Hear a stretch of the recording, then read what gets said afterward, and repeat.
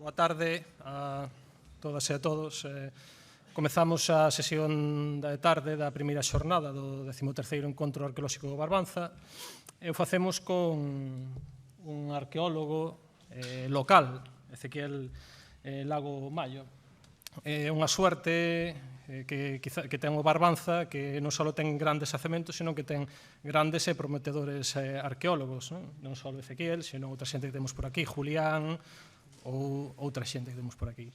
Ben, Ezequiel nos vai a falar sobre un xacemento moi interesante que temos en Pobra, no Concello de Pobra do Caramiñal, que é San Xoán da Misarela. Sen máis, Ezequiel. Bueno, en primer lugar, muchas gracias, Carlos, por la presentación.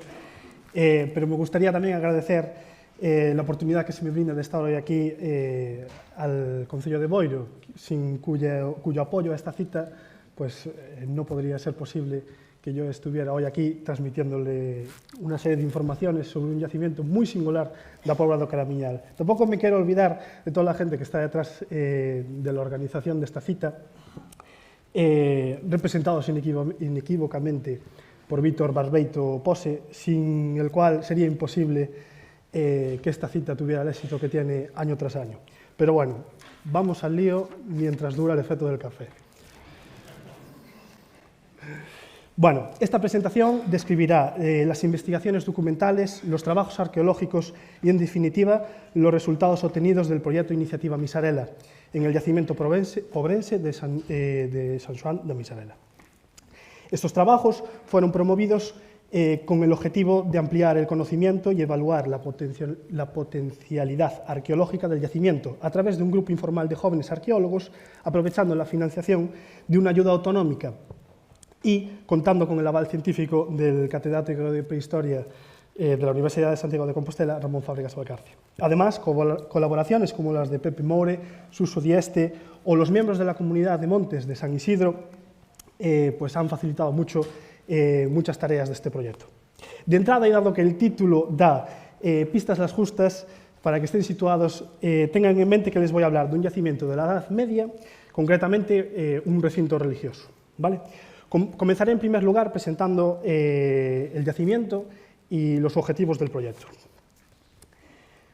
San Xoán da Misarela es un yacimiento arqueológico conocido desde antiguo que ha sido objeto de algunas publicaciones hechas por especialistas, pero en el que nunca se realizó ningún estudio arqueológico en detalle que permita corroborar las hipótesis que se tienen propuesto sobre su origen e historia. La única intervención realizada en el lugar para su salvaguardia se realizó en los años 80 por parte de una escuela-taller destinada al lugar por mediación del Ayuntamiento pobrense, siendo alcalde en aquel momento Segundo Durán, para evitar la pérdida total de los restos que allí se encontraban. Actualmente el yacimiento forma parte de los elementos a proteger del Plan Xeral de Ordenación del municipio da Pobra do Caramiñal e, por supuesto, figura en el catálogo de Patrimonio Cultural de Galicia. Su emplazamiento es excepcional, situado entre los cauces de dos pequeños ríos, el río Barbanza y el río San Xoán, o también Folgoso, ¿de acuerdo? Por aquí, en esta zona, que justo no se ve en el mapa, se unirían. Confluyen para dar lugar al río Pedras, donde se encuentran las famosas piscinas del río Pedras. Esta excepcionalidad determinó posiblemente que fuera un sitio ideal para que se asentaran los primeros ascetas y eremitas en el noroeste peninsular. Esto de momento es una hipótesis, ¿de acuerdo?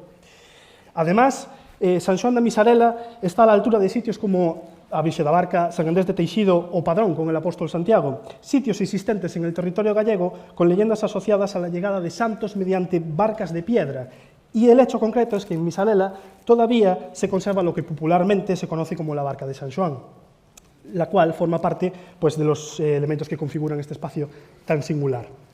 Así pues, el proyecto consistió en una limpieza de los restos arquitectónicos conservados de las construcciones que allí existieron, una pequeña evaluación arqueológica consistente en 3 sondeos arqueológicos para poder identificar la cronología del yacimiento y así intentar responder pues, a las hipótesis que teníamos, y una primera aproximación a la bibliografía con referencias sobre el lugar y un estudio de la documentación histórica conservada en diferentes archivos históricos pues, sobre el yacimiento. Por otra parte, el proyecto tuvo también el objetivo de transmitir la información que existe en este espacio, Por una parte, mediante actividades socioculturales de manera física, es decir, visitas en el yacimiento mientras estábamos trabajando, como de manera virtual, pues presencia en las redes, notas de prensa en diferentes medios periodísticos para dar a conocer los avances, etcétera, etcétera, etcétera.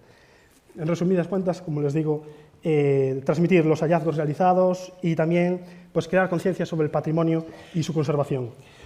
Todo esto se llevó a cabo teniendo presente que estos trabajos son el punto de partida sobre un yacimiento inédito y singular, el punto donde futuras intervenciones arqueológicas se apoyarán científica y técnicamente, y el punto sobre el que generar contenido que permita fortalecer la posición de este recurso para el ayuntamiento y sus vecinos, para su explotación turística y cultural, lo que a todos los efectos no es una cuestión baladí. Ahora que tenemos introducido el proyecto, empecemos con los resultados. Los dividiremos en dos apartados diferenciados, ¿vale? Uno orientado a presentar brevemente las pesquisas documentales y el otro orientado pues, a los resultados arqueológicos. Empecemos con el estudio documental. Bueno, los datos que existen en documentación histórica sobre el eremitorio de San Xoán da Misarela, o simplemente Misarela, como también fue llamado siglos atrás, son relativamente pocos y mayoritariamente nos aportan datos de contexto, ¿vale? La práctica totalidad de la información referida al eremitorio pues la podemos obtener en estudios sobre la observancia realizados por frailes franciscanos o la documentación referida al proceso de creación y evolución del convento de San Antonio do Xove, también en Pobla do Caramiñal. Por otra parte, también existen informaciones y referencias sobre este eremitorio aportadas por diferentes trabajos hechos por diferentes autores y especialistas en el siglo XX. Bueno, comencemos por el contexto. El contexto de fundación de este oratorio franciscano es cuando menos curioso.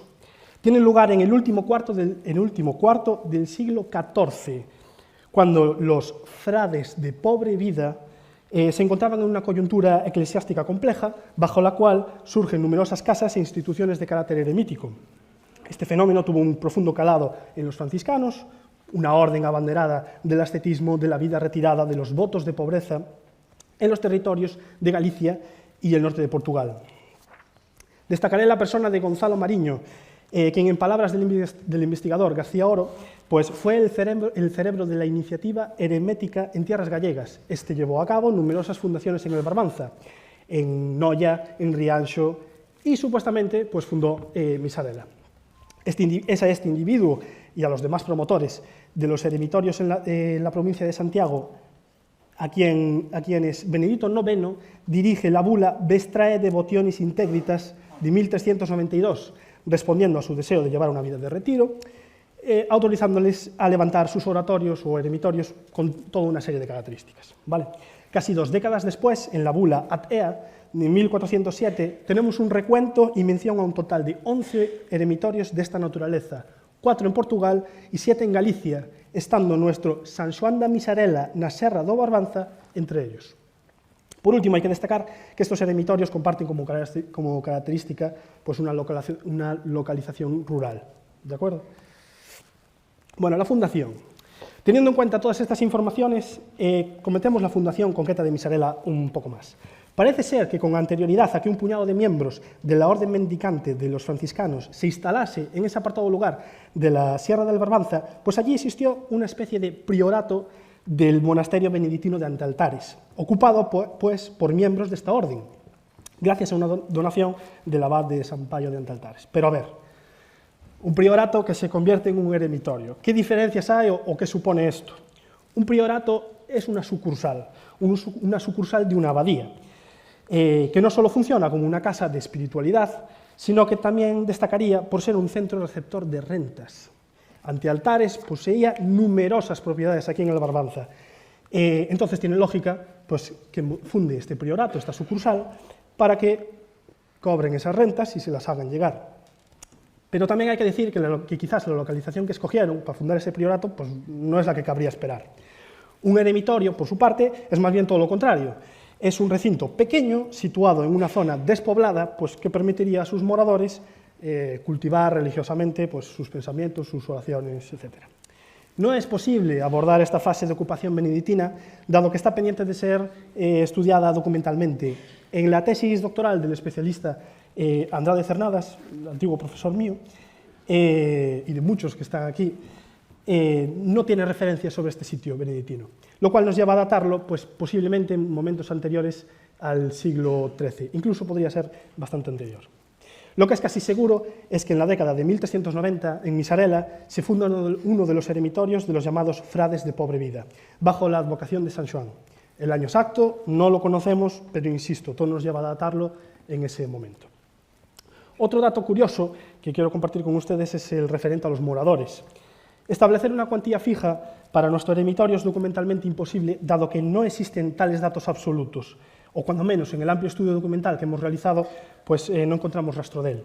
Pero tenemos otras informaciones que podemos emplear pues, para calcular una cuantía más o menos hipotética aproximada. En primer lugar, hay indicios que sitúan que entre el final del siglo XIV y la primera mitad del siglo XV había unos 70 frailes en el conjunto de los eremitorios gallegos, número que en la segunda mitad del siglo XV pues, se reduce. En segundo lugar, sabemos que en 1474 el vicario Fray Rodrigo de Soneira se refiere a sus hermanos de religión como pocos y débiles, muchos de ellos ancianos. Hace esta afirmación en un escrito que dirige al abad de Antaltares, don Juan Pastor, buscando que don Juan Pastor le autorizara una donación que hace el hidalgo Ares López de Goyanes, un vecino de aquí de Boiro, quien quiere donar unas propiedades en la zona del Xobre, en la Proba da Canamiñal, para que fundara allí un nuevo convento franciscano, porque el sitio de Misarela era un sitio muy agreste, los frailes estaban allí en malas condiciones, entonces pues tuvo a bien hacer esta pequeña donación. Como podemos observar, se nos habla de una comunidad plural, de cuando menos más de un individuo, pero bueno, posiblemente pues, no llegarán ni a los 10 miembros. Además, se nos indica el rango de edad, que debían de ser pues, unos frailes mayores, cómo su situación material rayaba la indigencia, propia en parte de su estilo de vida, y que la inseguridad de sus vidas pues, era manifiesta en tal primitiva localización. Bueno, teniendo presente esta situación de penuria de la comunidad religiosa destacada en Misarela y el ofrecimiento del devoto escudero de la familia de los Goyanes, en 1474, en el otoño, posiblemente de ese año, da el comienzo del fin de Misarela. La comunidad religiosa de Antaltares dio el visto bueno a esta iniciativa del señor Goyanes, pero como contraparte pidió que se cediera a perpetuidad los terrenos y el inmueble que disfrutaban en Misarela. Y pusieron además una serie de condiciones, destaco la que más nos interesa. ¿Qué es esa? La de que cedieran el sitio a la gente de Antaltares. Pero además, es curioso, aunque pidieron que se les cediera el sitio de Misarela, comentaron que había la posibilidad de que el sitio continuase en activo si había fieles que dieran limosnas para continuar los cultos, etcétera, allí. Entonces, a finales del verano de 1474, Antaltares confirma estos trámites, estas donaciones, y daba licencia para reaprovechar lo que se pudiera de Misarela en el Xobre. Así pues, parece que el abandono de Misarela fue inmediato en el verano de 1474, pero si esto fue así, no sabemos dónde se establecieron los frailes, puesto que mientras se hacía la nueva construcción, los frailes en algún sitio tendrían que vivir, y supuestamente en Misarela la dejan en ese momento mismo.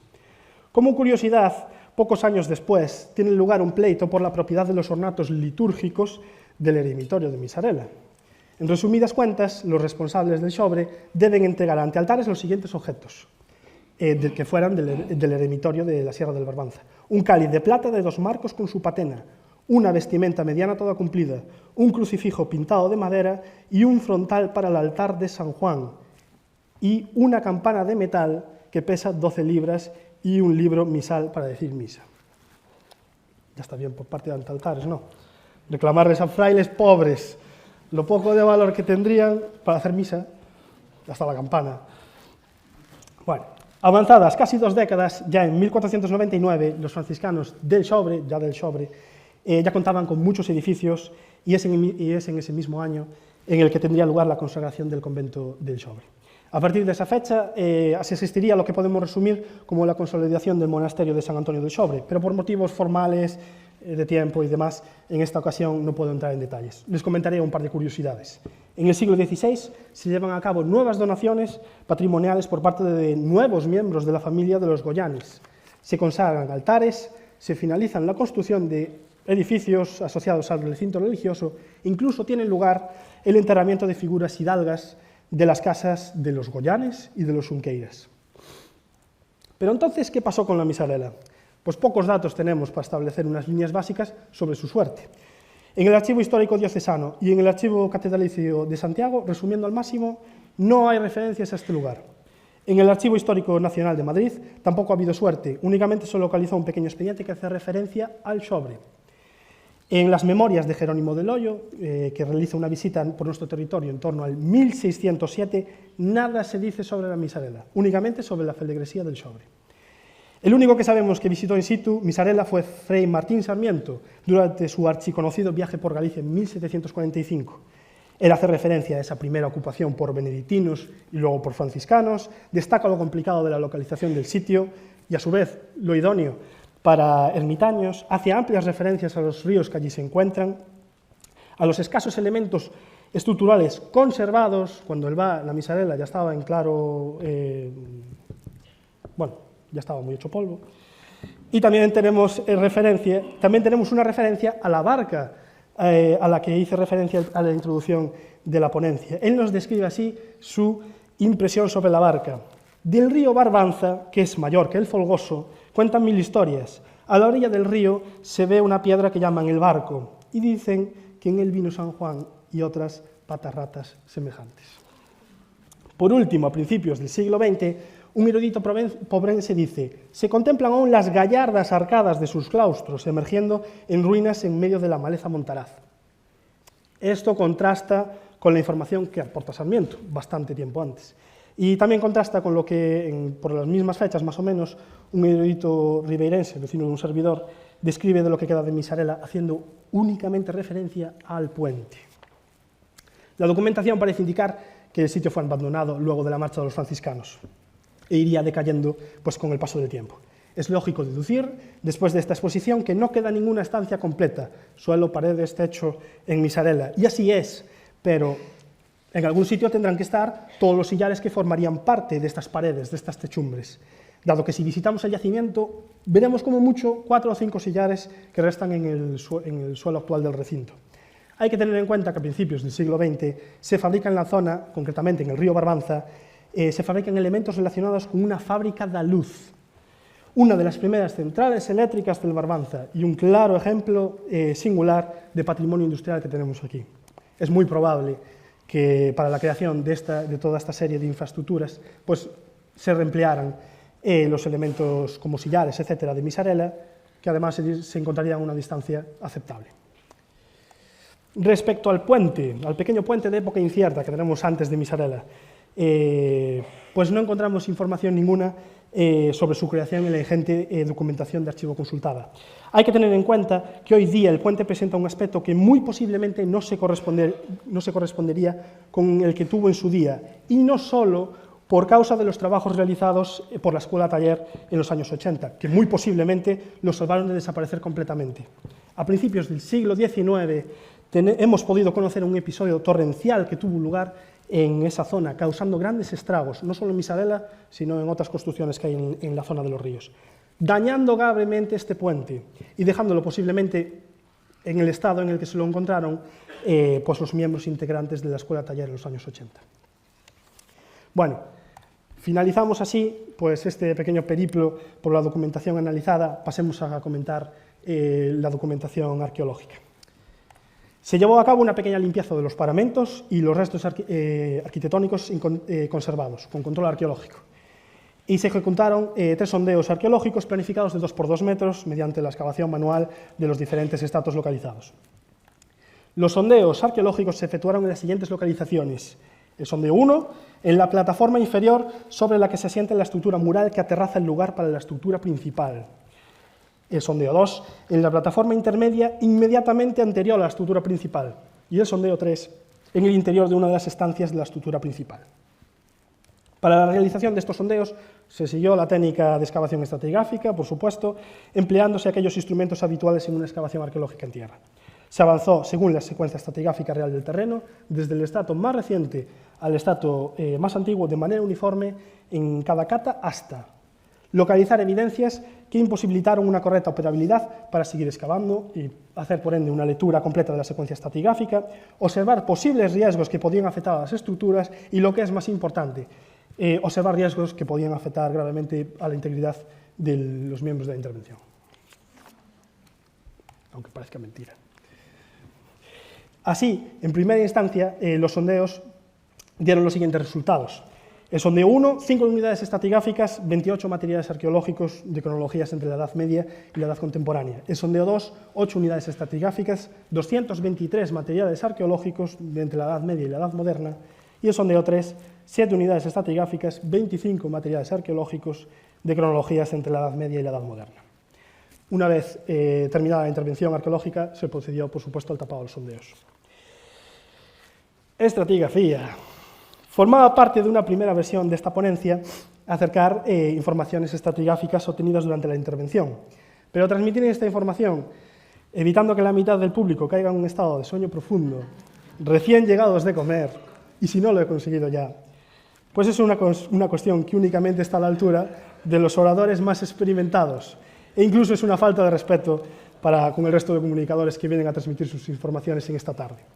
Bromas aparte, bromas aparte. Es inviable transmitir esta información técnica, estos datos obtenidos en campo por cuestiones de tiempo, forma y por lo técnicamente aborrecedores que pueden llegar a ser. Por otra parte, transmitir una versión simplificada de los mismos, la cual hice, pero finalmente descarté, no iba a ser de provecho, no iba a aportar nada al público general, salvo, como he dicho, una siesta placentera, y mismamente a los compañeros de profesión en la sala no les iba a aclarar gran cosa estratigráficamente del yacimiento.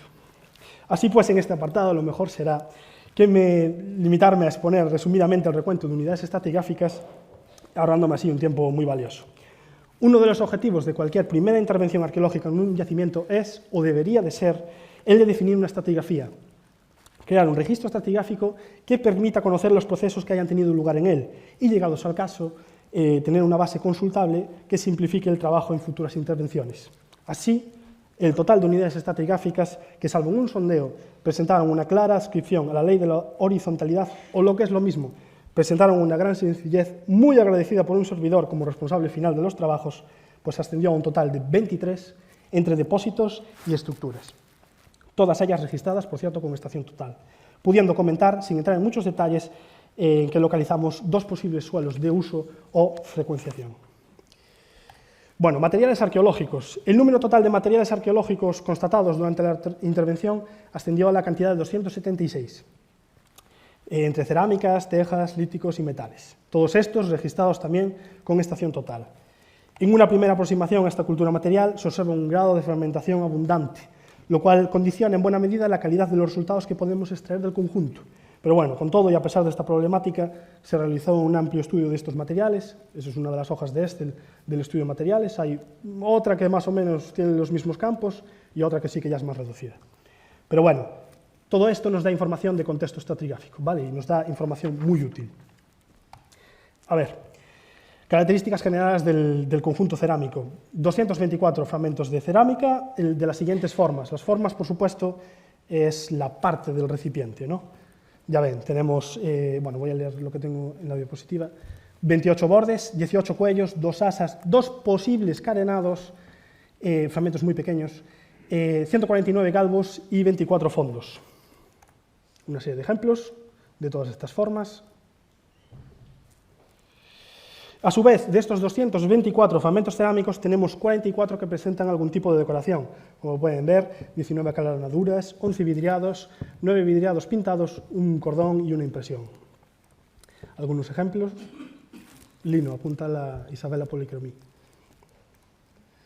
Y bueno, de todas estas cerámicas, ¿qué extraemos?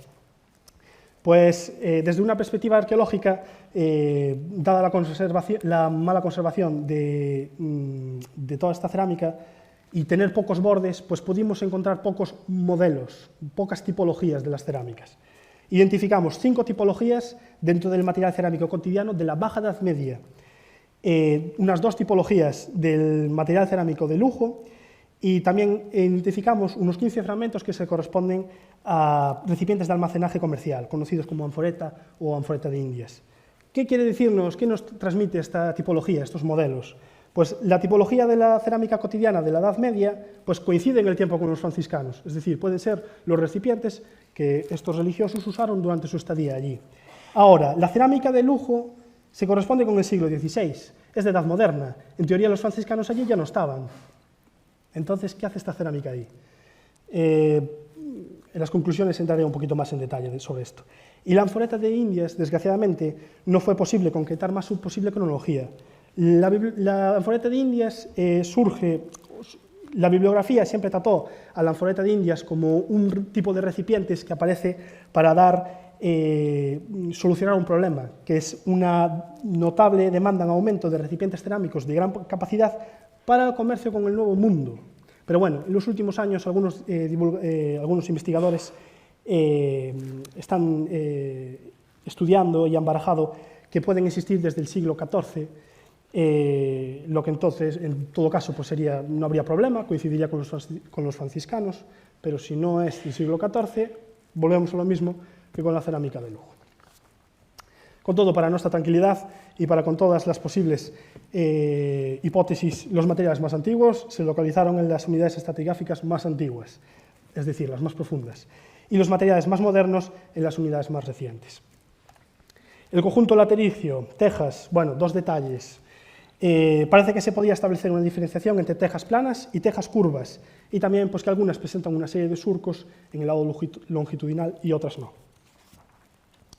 Del conjunto lítico, pues tenemos dos pesos de colmo, un afilador y un indeterminado, que bueno, a priori están hechos con materiales del contorno, esquisto y granito. Del conjunto de metales, pues es el grupo más maltratado, sin duda, de estos, y se dividen en una posible moneda y en un posible clavo.